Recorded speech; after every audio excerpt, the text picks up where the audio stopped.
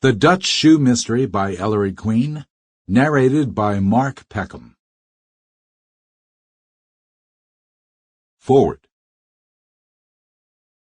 The Dutch Shoe Mystery, a whimsicality of title which will explain itself in the course of reading, is the third adventure of the questing queens to be presented to the public.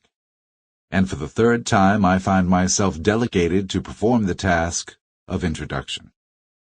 It seems that my labored articulation as oracle of the previous Ellery Queen novels discouraged neither Ellery's publisher nor that omnipotent gentleman himself. Ellery avers gravely that this is my reward for engineering the publication of his fictionalized memoirs.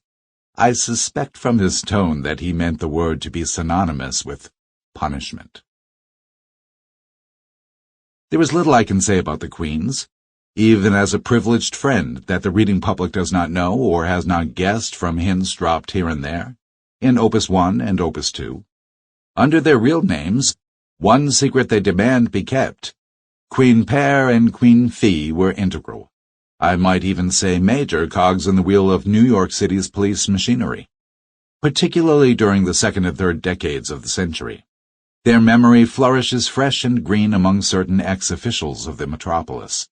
It is tangibly preserved in case records at Center Street and in the crime mementos housed in their old 87th Street apartment, now a private museum maintained by a sentimental few who have excellent reason to be grateful.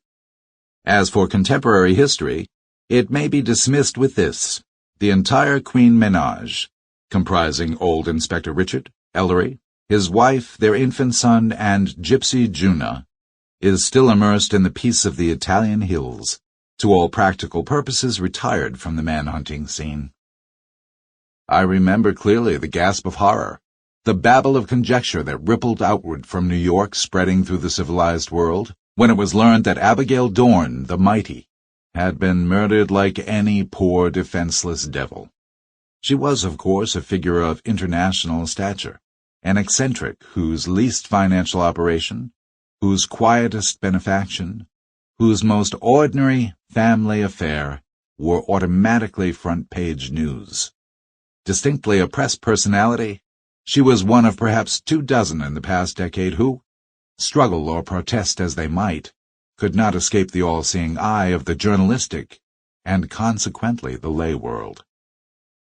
Ellery's pertinacity in resolving the strange and perplexing circumstances which accompanied Abigail Doorn's death, his masterly manipulation of the many people involved, some famous, some wealthy, some merely notorious.